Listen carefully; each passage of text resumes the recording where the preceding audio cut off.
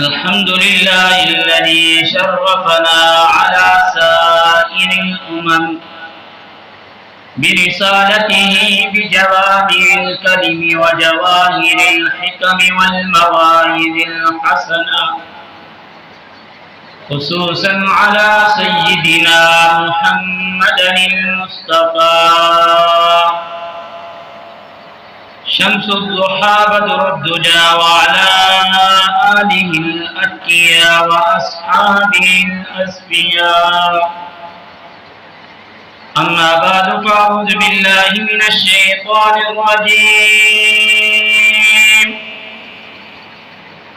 بسم الله الرحمن الرحيم. لقد نصركم الله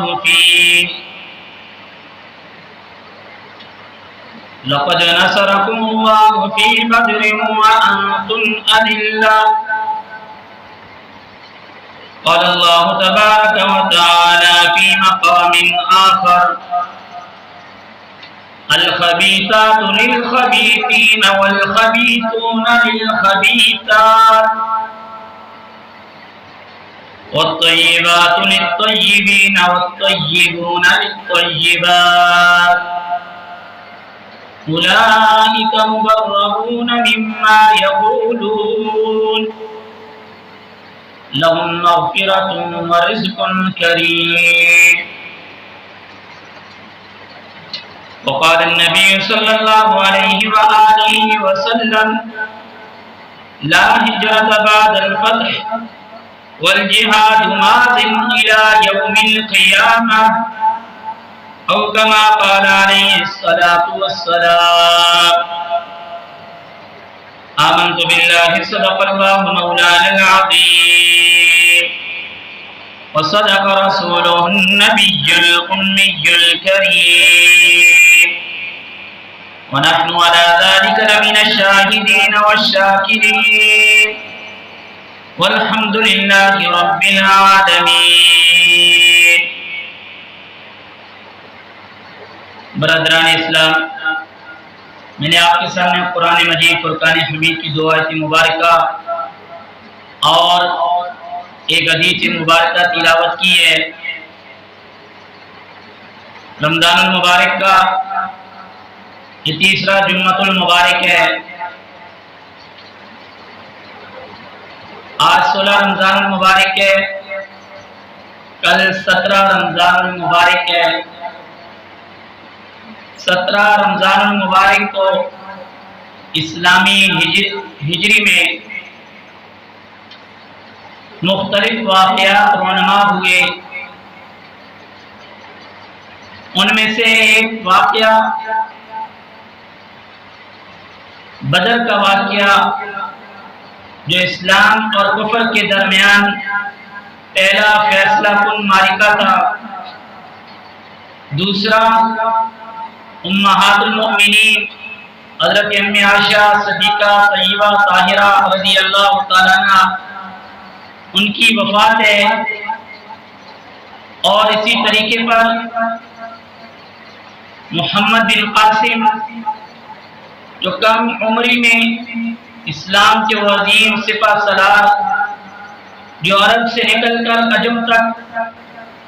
ہندوستان کی سرزمین سے ہو کر ملک پاکستان ملتان تک اسلام کا انہوں نے پرچم بلند کیا. اسی طریقے پر آخری حشر میں ایک بہت بڑی عبادت جسے اعتکاف کی عبادت کہا جاتا ہے، وہ بھی آخری حشر میں ہے. اس لیے آج کی ہماری جمعۃ المبارک کا جو عنوان ہے وہ غزوہ بدر، امہات المؤمنین حضرت عائشہ صدیقہ طیبہ طاہرہ رضی اللہ تعالیٰ عنہ کی شان مبارکہ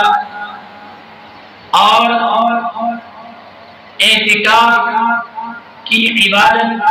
اور اعتکاف کا حکم. سب سے پہلے غزوہ بدر، یاد رکھیں جنگ کی 2 قسمیں ہوتی ہیں. ایک کو غزوہ کہا جاتا ہے، ایک کو سرایا کہا جاتا ہے۔ جناب نبی کریم صلی اللہ علیہ وآلہ وسلم کے 23 سالہ دور نبوت میں جب آپ 13 سال کے بعد 10 سال مدینہ طیبہ میں رہے تو جناب نبی کریم صلی اللہ علیہ وآلہ وسلم کی زندگی میں 72 سرایا اور 28 غزوات ہوئے۔ یہ جو سرایا ہوتے ہیں اس کا مطلب ہوتا ہے کہ جس کے اندر جناب نبی کریم صلی اللہ علیہ وآلہ وسلم نے خود نہیں بلکہ کسی بھی صحابی کو اس کا امیر اور امام بنا کر روانہ کیا ہو اور خود اس میں شرکت نہ کیا ہو، اس کو سرایا کہا جاتا ہے۔ اور جس کے اندر خود جناب نبی کریم صلی اللہ علیہ وآلہ وسلم نے ذاتی طور پر شرکت کی ہو امت کا امام بن کر، اور خود جناب نبی کریم صلی اللہ علیہ وآلہ وسلم امت کے امام ہیں، اس کے سپہ سالار بن کر جس کی قیادت کی ہو اس کو غزوہ کہا جاتا ہے۔ سب سے پہلے جو اسلام کا غزوہ ہے جس کی چیف اور آپ آرمی سٹاف جناب نبی کریم صلی اللہ علیہ وآلہ وسلم خود تھے، وہ بدر کا معرکہ ہے۔ بدر یہ مدینہ طیبہ سے کافی فاصلے پر ہے، اور نبی کریم صلی اللہ علیہ وآلہ وسلم کو کفار مشرکین کے لشکر کی اطلاع ملی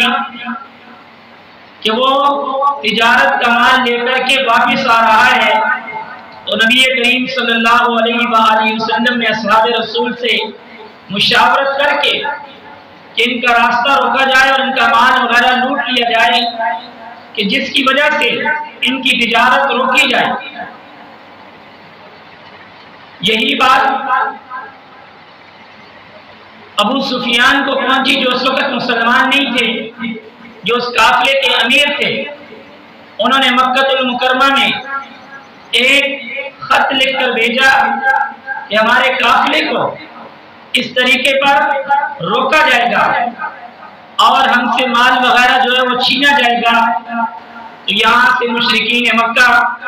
ابو جہل کی قیادت میں اپنے اس لشکر، اس مال تجارت کے لشکر کو لے کر کے اس کے تحفظ کے لیے مکہ سے نکل آئے۔ جب یہ نکلے تو اللہ تبارک و تعالیٰ کی ذات نے اپنے محبوب صلی اللہ علیہ وآلہ وسلم کے سامنے دو باتیں رکھی۔ فرمایا دو چیزیں ہیں، پہلی چیز یہ کہ آپ اللہ تبارک و تعالیٰ کی ذات آپ اس لشکر کو پکڑ کے جو مال تجارت لے کر آ رہا ہے اس کی دولت کو چھین لیں، آپ کو دولت مل جائے۔ اور دوسری یہ ہے کہ آپ کو شہادت جیسی نعمت سے نوازا جائے۔ نبی کریم صلی اللہ علیہ وآلہ وسلم نے اپنے اصحاب کے ساتھ مشاورت کی کہ اللہ تبارک و تعالیٰ کی طرف سے یہ حکم آیا ہے، کیا کیا جائے؟ حضرات صحابہ اکرام، حضرت ابوبکر صدیق، حضرت فاروق اعظم، بڑے بڑے صحابہ اکرام نے کہا اللہ کے رسول، ہم نے تو اس شہادت کی خاطر، ہم نے تو اس نعمت کی خاطر اپنا آبائی علاقہ مکہ چھوڑ دیا، ہم وہاں سے چل کر آگے، مال اور دولت تو ہمارے پاس وہاں پر بھی بڑا موجود تھا، ہم مال اور دولت کے لشکر کے بجائے ہم شہادت کی نعمت کو حاصل کرنا چاہتے ہیں، آپ اس لشکر کو روانہ ہونے دیں۔ وہ لشکر وہاں سے چلا گیا، مال تجارت والا۔ ابو سفیان نے رضی اللہ تعالیٰ عنہ اس وقت یہ مسلمان نہیں تھے، انہوں نے سرداران قریش کو لکھا کہ ہمارا جو مال تجارت والا جو قافلہ ہے یہ وہاں سے بچ کر آ گیا، آپ واپس آ جائے۔ ابو جہل جو سرداران قریش میں سے تھا اس نے کہا کہ یہ جو مکہ کے ہمارے ساتھ جو لوگ معاون بنے ہیں، جنہوں نے ہمارے ساتھ دینے کی بات کی ہے، ہم بدر میں جائیں گے، وہاں پر جا کے ان کی خدمت داری کریں گے، ان کو کھلائیں پلائیں گے، اور اس کے بعد ہم واپس آئیں گے اور وہاں جا کر فیصلہ کن مارکا آرا ہوگا، حق کا بول بالا ہوگا اور پتہ چل جائے گا کون حق پہ ہے اور کون باطل پر ہے۔ یہ وہاں سے جب پہنچے اور نبی کریم صلی اللہ علیہ وآلہ وسلم یہاں مدینہ طیبہ سے پیدل بدر کے مقام پر پہنچے، کفار وہاں پر پہلے آ کر پہنچے، انہوں نے آ کر پانی پر بھی قبضہ کر لیا اور اسی طریقے پر اچھی جگہ کو پکڑ لیا۔ جناب نبی کریم صلی اللہ علیہ وآلہ وسلم جب وہاں پر پہنچے تو ایک چکر میدان تھا، ہر طرف ریت کی ریت تھی، اور ریت کے اندر ویسے بھی چلنا مشکل ہوتا ہے اور گھوڑوں کا چلنا تو اور زیادہ مشکل ہوتا ہے۔ اس رات کو، جس رات 17 رمضان المبارک کو جنگ بدر ہونی تھی، آج رات کو جناب نبی کریم صلی اللہ علیہ وآلہ وسلم کے لیے چھتر سا بنایا گیا۔ آپ وہاں پر ساری رات اپنے اللہ تبارک و تعالیٰ کے آگے نظر و نیاز کرتے رہے، اللہ کی ذات کو پکارتے رہے، اے اللہ میری یہ محنت ہے، اگر آج کے دن ان کو شکست ہوگی تو قیامت تک آپ کا نام لینے والا کوئی نہیں ہوگا۔ حدیث میں آتا ہے، حضرت ابوبکر صدیق رضی اللہ تعالیٰ عنہ فرماتے ہیں کہ نبی کریم صلی اللہ علیہ وآلہ وسلم اس رات اتنا زیادہ روئے کہ اس زمین کو نیچے خشک تھی، لیکن نبی کریم صلی اللہ علیہ وآلہ وسلم کے آنسو مبارک سے وہ تر ہو چکی تھی۔ اور اللہ تبارک و تعالیٰ نے نصرت کا وعدہ بھی، مدد کا وعدہ بھی کیا ہوا تھا۔ قرآن کریم کہتا ہے اس کے باوجود اللہ تبارک و تعالیٰ کی ذات پر اتنا یقین، پھر بھی اللہ تبارک و تعالیٰ کی ذات کے آگے التجا کی۔ تو اس سے یہ بات سمجھ میں آئی کہ انسان کو اپنے اسباب پہ یقین نہیں بلکہ مسبب الاسباب پر یقین کرنا چاہیے۔ اسباب اختیار کرتے ہوئے مسبب الاسباب کی ذات سے نظر نہیں ہٹانی چاہیے۔ اور نبی کریم صلی اللہ علیہ وآلہ وسلم نے جب دعائیں مانگی، رات کے آخری پہر میں بارش ہوگی اور یہی جو یہ چکر میدان بنا ہوا تھا وہ اتنا زیادہ گراؤنڈ سا بن گیا، زمین بھی مضبوط ہوگی، اور وہاں پر دونوں طرف سے صبح کے وقت صفیں مقابلے کے لیے آمنے سامنے لشکر آگے۔ ہوتا یہ تھا آج کے دور میں تو جنگیں جو ہیں وہ میزائلوں سے، کلاشن کوفوں سے، بمبوں سے ہے، اس وقت تیر اور تلوار کی لڑائی ہوتی تھی، آمنے سامنے بندے ہوتے تھے، اور سب سے پہلے مبارزہ کی لڑائی ہوتی تھی۔ اس کا طریقہ کار یہ ہوتا تھا، دونوں لشکروں کے آمنے سامنے سے آواز آتی تھی، ہے کوئی ہمارے مقابلے کا؟ جس وقت سرداران قریش میں سے ابو جہل یہ باہر نکلا، اس نے کہا حل من مبارز، ہے کوئی ہمارے مقابلے کا؟ جناب نبی کریم صلی اللہ علیہ وآلہ وسلم کے چچا حضرت امیر حمزہ رضی اللہ تعالیٰ عنہ کو نبی کریم صلی اللہ علیہ وآلہ وسلم نے باہر نکالا، اور حضرت علی رضی اللہ تعالیٰ عنہ کو باہر نکالا، اور ایک تیسرے صحابی کو باہر نکالا۔ تو سرداران قریش یہ ابو جہل کہنے لگا ہمارا مقابلہ آپ کے ساتھ نہیں ہے، آپ تو وہ ہیں جن کو ہم نے مکہ سے نکالا ہوا ہے، آپ ہمارے مقابلے کے کہاں ہیں؟ بلکہ ہمارے مقابلے کا تو وہ آئے جس نے آپ کو پناہ دی ہے، یعنی انصار ہیں، آپ تو مہاجرین ہیں، آپ تو ہجرت کر کے آئے ہوئے ہیں، آپ تو بے یار و مددگار ہیں۔ جن لوگوں نے آپ کو یہ جگہ دی ہے، جن لوگوں نے آپ کا اکرام کیا، وہ آئے۔ اسی طریقے پر ایک ایک کے درمیان لڑائی ہوتی رہی، آپس میں مقابلہ ہوتا رہا۔ جیسے ہی آپس میں مقابلہ ہوا تو سرداران قریش کی طرف سے جو لوگ باہر میدان میں نکلے ہوئے تھے وہ تینوں کے تینوں قتل ہو گئے مقابلے میں، مبارزہ میں۔ اس کے بعد گمسان کی لڑائی شروع ہو گئی۔ اس قدر لڑائی تھی کہ آسمان سے آنے والی جو مدد تھی، فرشتے، ایک طرف مسلمانوں کی جو تعداد تھی وہ 300 تھی، اور مقابلے میں جو مشرکین کی تعداد تھی وہ 1000 کے برابر تھی۔ تو جناب نبی کریم صلی اللہ علیہ وآلہ وسلم کے ساتھ اللہ نے جو مدد کا وعدہ کیا ہوا تھا، تو وہ فرشتے اترے، انہوں نے آ کر کے ان مشرکین کو مارنا شروع کر دیا، اور باقاعدہ مشرکین نے ان فرشتوں کو دیکھا۔ حضرات صحابہ کرام رضوان اللہ علیہم اجمعین نے بھی ان فرشتوں کو بدر کے معرکے پر دیکھا۔ اس واقعے میں حضرت عبد الرحمن ابن عوف رضی اللہ تعالیٰ عنہ فرماتے ہیں کہ میں نے دیکھا 2 کم سن نوجوان، 2 کم سن بچے میرے دائیں اور بائیں کھڑے ہیں۔ معاذ اور موقف کہنے لگے، اے چچا آپ ابو جہل کو جانتے ہو؟ میں نے کہا ہاں جانتا ہوں۔ کہا اس سے آپ کا کیا لینا دینا؟ کہا کہ ہم نے جو اس سے لینا دینا ہے وہ ہمارے نبی کریم صلی اللہ علیہ وآلہ وسلم کی توہین کرتا ہے، یا تو آج کے دن وہ زندہ رہے گا یا ہم زندہ رہیں گے، ایسا نہیں ہو سکتا۔ کہتے ہیں مجھے بڑا تعجب ہوا، چھوٹے سے 2 بچے ہیں اور ان کا یہ جذبہ ایسا کہ مجھے بڑا حیران کر دیا۔ جیسے ہی ابو جہل سامنے آیا، میں نے ان دونوں بچوں سے کہا آپ کا جو مدعا ہے، آپ جس کو تلاش کرنا چاہتے ہیں وہ سامنے ہے۔ کہتے ہیں بجلی کی طرح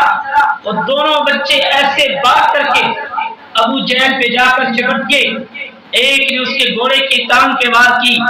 دوسرے نے ابو جہل کے اوپر وار کی اور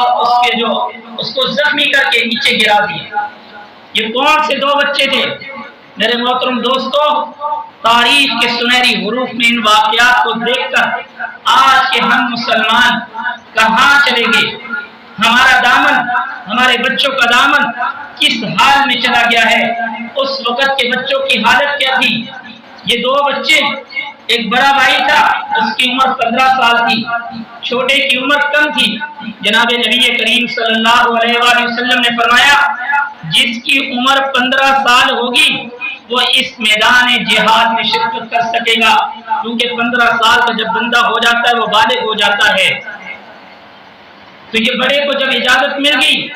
چھوٹے نے رونا شروع کر دیا۔ کہا اللہ کے نبی صلی اللہ علیہ وآلہ وسلم آپ نے چھوٹے کو تو بڑے کو تو اجازت دے دی ہے، میں اس بڑے سے زیادہ طاقت والا ہوں، میں تو اس کو مار سکتا ہوں،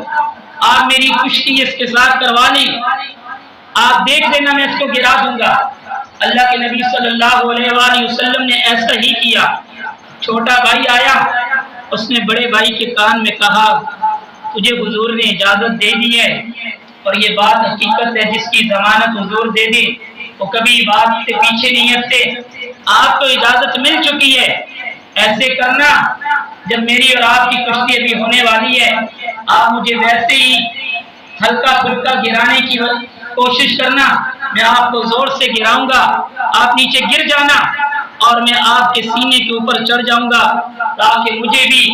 اس میدان کے اندر جانے کی اجازت مل جائے۔ جناب نبی کریم صلی اللہ علیہ وآلہ وسلم اس معرکے کو، ان دونوں بھائیوں کی اس بات کو سن رہے تھے، اور اسی طریقے پر ان دونوں بھائیوں کے درمیان جب کشتی ہوئی، بڑے بھائی نے تھوڑے سا زور لگایا اور چھوٹے بھائی نے زور سے اپنے بھائی کو نیچے گرا کر اس کے سینے پہ چڑھ گیا۔ نبی کریم صلی اللہ علیہ وآلہ وسلم مسکرا پڑے، فرمایا کیا مقابلہ ہے؟ یہ ہے ان کے اندر شوق، اور مقابلہ بھی کیسا ہوا؟ ایسا مقابلہ ہوا، میرے نبی کریم صلی اللہ علیہ وآلہ وسلم نے دونوں بچوں کو اجازت دی۔ اس وقت کے بچوں کے اندر شوق شہادت کا جذبہ تھا، اس وقت کے بچوں کے اندر نبی کریم صلی اللہ علیہ وآلہ وسلم کی محبت کوٹ کوٹ کے بھری ہوئی تھی۔ آج ہمارے بچوں کے اندر پبجی گیم کے بارے میں ایک بات کا پتہ ہوگا، موبائل کے بارے میں پتہ ہوگا، بیہودہ گفتگو کے بارے میں پتہ ہوگا، زیانی قسم کی بیہودہ کھیلوں کے بارے میں پتہ ہوگا، لیکن کس وجہ سے اغیار کی محنت اتنی زیادہ۔ دونوں صحابی یہ چھوٹے بچے وہاں پہ شریک ہو گئے، اور جس وقت انہوں نے ابو جہل پہ وار کی اور اس کو گرا دیا، میرے محترم دوستو، یہ ابو جہل اس وقت زرہ پوش تھا، اس کو بلٹ پروف اس کے ساتھ سامان لگا ہوا تھا کہ تاکہ اس پہ تیر اور تلوار کا حملہ نہ ہو سکے، لیکن اس قدر ان بچوں نے حملہ کیا کہ یہ گر گیا۔ یہاں پر علماء نے لکھا ہے کہ بڑے بڑے صحابہ، خود امام الانبیاء موجود تھے، حضرت ابو بکر صدیق، حضرت علی، حضرت عثمان، حضرت عمر فاروق، بڑے بڑے جرنیل صحابہ موجود تھے۔ اللہ نے اس مشرک کو ان دو معصوم بچوں سے کیوں قتل کروایا کہ آنے والی قوموں کو بتا دو کہ تمہارا جتنی بڑی بھی طاقت کیوں نہ ہو، تم کتنے بڑے اسلحے سے لیس کیوں نہ ہو، اگر تمہارے اندر اسلام کی اور دین کی محبت ہوگی اللہ تمہیں غالب کر کے رکھے گا، اور اگر تم میرے نبی کے مقابلے میں آؤ گے میں اللہ تمہیں اس طریقے پر ساری دنیا کے سامنے ذلیل اور رسوا کر آ کے رکھوں گا کہ مشرکوں کا سپہ سالار دو کم سن بچوں کے مقابلہ بھی نہیں کر سکے۔ اور اس مارکے کے اندر بے شمار مشرکین مارے گئے اور قتل ہو گئے، اور کچھ مشرکین وہ قید ہو کر رہ گئے۔ یہ ابو جہل، اس کی جہالت کی انتہا اتنی بڑی، کہتے ہیں جس وقت مشرکوں کے سر ان کی گردنیں رکھی ہوئی تھی اور یہ ابو جہل آخری سانسیں لے رہا تھا، تو یہ حضرت عبداللہ بن مسعود فرماتے ہیں میرے ہاتھ میں تلوار تھی، تو یہ کہنے لگا عبداللہ بن مسعود مجھے افسوس ہے، بڑا افسوس ہے۔ پوچھا کس بات کا افسوس ہے؟ کہا کہ مجھے قتل کرنے والے جو کم سے بچے تھے کسی اعلیٰ خاندان کا ہوتا تو بعد میں لوگ کہتے کہ یہ سردار قریش ایک بڑے خاندان کا آدمی سے قتل ہوا، لیکن اب آپ ایک بات کر لو، جس وقت کل سرداران قریش کی لاشیں رکھی ہوئی ہوں تو آپ نے ابھی میرا سر تن سے جدا کرنا ہے، تو آپ میری گردن کو تھوڑا سا نیچے سے کاٹنا تاکہ لاشوں میں واضح نظر آئے کہ یہ سردار ابو جہل کی لاش ہے۔ نبی کریم صلی اللہ علیہ وآلہ وسلم نے فرمایا موسیٰ کے فرعون سے میرا فرعون بڑا سخت ہے، یہ اس سے کئی گنا، وہ جس وقت موت اس کے سامنے آئی اس نے کہا کہ میں موسیٰ علیہ السلام کے رب پہ ایمان لانے کے لیے تیار ہوں، میں موسیٰ اور اس کے ہارون پہ ایمان لانے کے لیے تیار ہوں، لیکن میرے مشرک، میرے دشمن کی حالت دیکھو، آخری وقت ہے، اس وقت بھی غرور اور تکبر کی چادر اوڑے ہوئے، اس وقت بھی اس کی یہ حالت ہے کہ وہ کہہ رہا ہے کہ میں رب پہ ایمان لانے کے لیے نہیں بلکہ میری گردن جو ہے وہ نیچے سے کاٹ۔ اور یہی بدر کا معرکہ، اس کے اندر جو اسلامی پرچم تھا وہ امہات المؤمنین حضرت امی عائشہ صدیقہ طیبہ طاہرہ رضی اللہ تعالیٰ عنہ کا دوپٹہ تھا، وہ پیلے رنگ کا دوپٹہ تھا جو نبی کریم صلی اللہ علیہ وآلہ وسلم نے حضرت علی المرتضیٰ رضی اللہ تعالیٰ عنہ کے ہاتھ میں دیا، اور نبی کریم صلی اللہ علیہ وآلہ وسلم اس دوپٹے کے وسیلے سے اللہ کے آگے دعائیں مانگتے تھے کہ یا اللہ میں اپنے گھر کی چادر بھی تیرے سامنے لے کر آ گیا ہوں، اللہ اس گھر کی چادر کی لاج رکھتے ہوئے آج ہمیں فتح عطا کر۔ اور اللہ تبارک و تعالیٰ کی ذات نے بے سر و سمانی کے عالم میں مسلمانوں کو وہاں پر فتح عظیم عطا کی۔ آج ہمارے ہاں اس بات کو دہرایا جاتا ہے کہ جہاں پہ جنگیں ہوتی ہیں وہاں پہ معیشت ٹوٹ جاتی ہے۔ نبی کریم صلی اللہ علیہ وآلہ وسلم جب مکہ المکرمہ سے مدینہ طیبہ میں تشریف فرما ہوئے، اس وقت جو مدینہ تھا وہ اتنی بڑی اس کی جگہ تھی، اتنی بڑی اس کی آبادی تھی جہاں پر آج مسجد نبوی موجود ہے۔ اور جس وقت جناب نبی کریم صلی اللہ علیہ وآلہ وسلم اس دنیا سے پردہ فرما رہے تھے، اس وقت 9 لاکھ مربع میل پر 10 سالوں میں اسلام کی حکومت قائم ہو چکی تھی، اور 28 غزوات جس میں خود نبی کریم صلی اللہ علیہ وآلہ وسلم نے خود ذاتی طور پر شرکت کی، اور 72 سرایا کے اندر 10 سالوں کے اندر خود نبی کریم صلی اللہ علیہ وآلہ وسلم نے اپنے صحابہ اکرام کو ان کا امام اور امیر بنا کے روانہ کیا 10 سالوں کے اندر، اور اسلام کی فتوحات کے زمانے وہ ہوتے رہے۔ اور حضرت امہات المؤمنین حضرت عائشہ صدیقہ طیبہ رضی اللہ تعالیٰ عنہ کی وفات وہ بھی 17 رمضان المبارک کو ہے۔ یہ کون تھی جن کا عقد، جن کا نکاح جناب اللہ تبارک و تعالیٰ کی ذات نے خود آپ سے کروایا تھا؟ آپ کی تصویر جبریل امین کے ذریعے جناب نبی کریم صلی اللہ علیہ وآلہ وسلم کو دکھائی گئی تھی۔ اس کے بعد آپ کے نکاح میں اور بے شمار دینی خدمات جناب نبی کریم صلی اللہ علیہ وآلہ وسلم کی جو تھی وہ انہوں نے آگے پھیلائی۔ جب نبی کریم صلی اللہ علیہ وآلہ وسلم کے زمانے میں آپ کے اوپر الزام لگا تو آپ کی صفائی، آپ کی پاک دامنی کی گواہی رب العالمین نے خود اپنے قرآن مجید کے اندر دی۔ اور آپ کے جانے کے بعد 45 سال تک اصحاب صفہ کے چبوترے پہ جو صحابہ اکرام پڑھتے تھے، ان کی معلمہ بڑے بڑے صحابہ، خود نبی کریم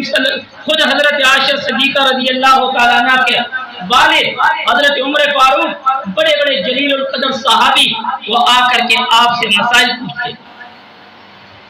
اور یہ خاصیت، یہ ایک فضیلت حضرت عائشہ صدیقہ رضی اللہ تعالیٰ عنہ کو یہ بھی ہے کہ نبی کریم صلی اللہ علیہ وآلہ وسلم کے نکاح میں جتنی بھی ازواج آئیں وہ سب کی سب، کوئی بیوہ تھی، کوئی کسی کا خاوند فوت ہو چکا تھا یا طلاق یافتہ تھی، لیکن حضرت عائشہ صدیقہ رضی اللہ تعالیٰ عنہ وہ پہلی واحد کنواری لڑکی تھی جو نبی کریم صلی اللہ علیہ وآلہ وسلم کے نکاح میں، اور نبی کریم صلی اللہ علیہ وآلہ وسلم کے ساتھ محبت اور عقیدت کا یہ عالم کسی سے آج ڈکا چھپا نہیں ہے۔ حضرت عائشہ صدیقہ رضی اللہ تعالیٰ عنہ فرماتی ہیں جب جناب نبی کریم صلی اللہ علیہ وآلہ وسلم اس دنیا سے پردہ فرما رہے تھے، جس دن آپ نے پردہ فرمایا اس دن کی باری بھی میرے ہاں تھی، اور آپ کی جب سانسیں نکل رہی تھی آپ کا سینہ مبارک، آپ کا سر مبارک میرے سینے کے ساتھ لگا ہوا تھا، اور مجھے فرمایا کہ آخری وقت ہے عائشہ مجھے مسواک کروا دو۔ فرمایا میں نے اپنے منہ کے مبارک کے اندر مسواک مار کے نبی کریم صلی اللہ علیہ وآلہ وسلم کے منہ مبارک کے اندر ماری۔ فرمایا یہ فضیلت بھی مجھے حاصل ہے، اور سب سے بڑھ کر جو فضیلت مجھے حاصل ہے وہ یہ کہ آج جو جس جگہ میں جناب نبی کریم صلی اللہ علیہ وآلہ وسلم آرام فرما رہے ہیں، فرمایا یہ حجرہ بھی میرے عائشہ کا ہے۔ اور اس کے بعد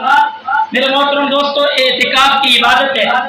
اعتکاف کا معنی ہے ٹھہرنا مسجد کے اندر۔ 20 رمضان المبارک کو مغرب کی نماز سے پہلے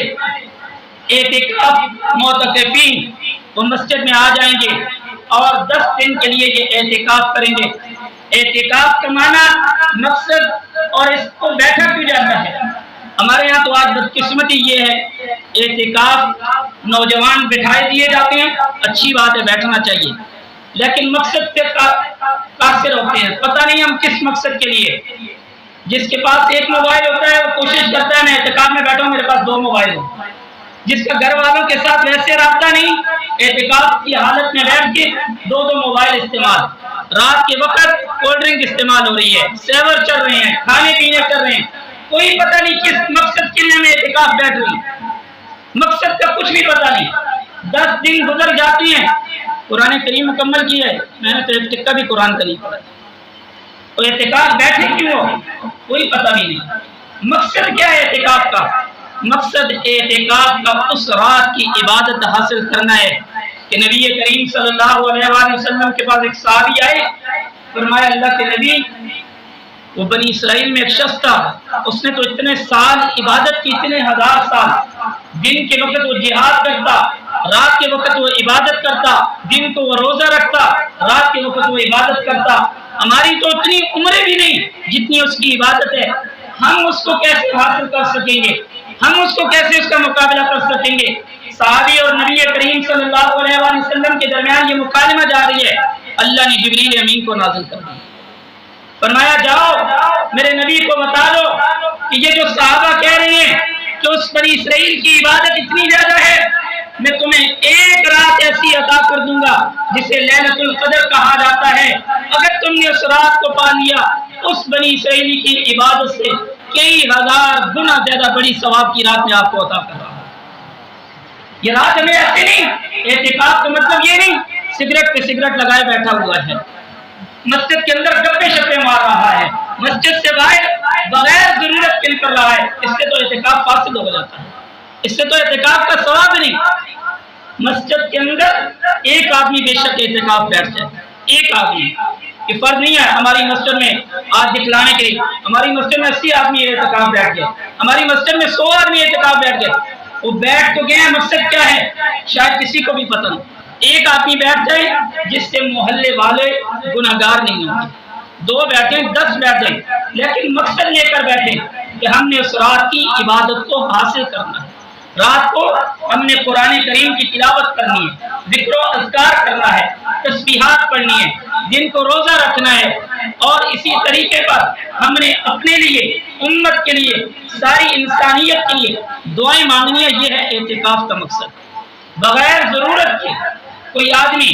یہاں سے غسل کرنے کے لیے بغیر ضرورت کے ایک شرعی غسل انسان کو حالت نیند کے اندر احترام وغیرہ ہو گیا، شرعی حاجت ہوگی، اس کے لیے آپ جائیں، غسل کریں اور فوراً مسجد میں آ جائیں۔ اسی طریقے پر آپ کو عذر یہ ہے، آپ سوئے، آپ کو وضو کی حاجت ہوگی، آپ فوراً جائیں، وضو بنا کے آ جائیں۔ بغیر ضرورت کے ٹھنڈک کے طور پہ غسل کرنے کے لیے مسجد سے باہر نکلے، اعتکاف ٹوٹ جائے۔ اس لیے جتنی بڑی یہ فضیلت کی عبادت ہے اتنی یہ نازک بھی، اس لیے اس عبادت کا خیال رکھا جائے۔ جہاں بھی آپ اعتکاف بیٹھنی ہے، قرآن کریم پڑھنا نہیں آتا، سب سے بڑھ کے لا الہ الا اللہ پڑھے، ذکر و اذکار کرے، تلاوت کریں، تسبیحات کا اہتمام کریں، اپنی قضا جو نمازیں ہیں ان کو ادا کریں، اسی طریقے پر امت مسلمہ کے حق میں دعائیں مانگیں۔ اب دعا مخ العبادہ، دعا تو عبادت کا مغز ہے، اللہ کے نبی نے فرمایا دعا تو ایک مستقل عبادت ہے، اپنے لیے دعائیں کریں۔ نماز، وہاں کوئی امام بیٹھا ہوا ہے، قاری صاحب ہے، کسی کو نماز آتی ہے، اس کو بولے میری نماز درست کروا دے، میرے وضو کے فرائض صحیح کروا دے، میرے غسل کے فرائض صحیح کروا دے۔ خدا کے لیے مسجد میں اعتکاف بیٹھ کے دنیا کی باتیں کرنے سے ثواب کے بجائے ایسا نہ ہو کہ عذاب کے مستحق بن جائے۔ اللہ تبارک و تعالیٰ کی ذات سے دعا ہے کہ اللہ تبارک و تعالیٰ ہمیں ان باتوں پر عمل کی توفیق عطا فرمائے۔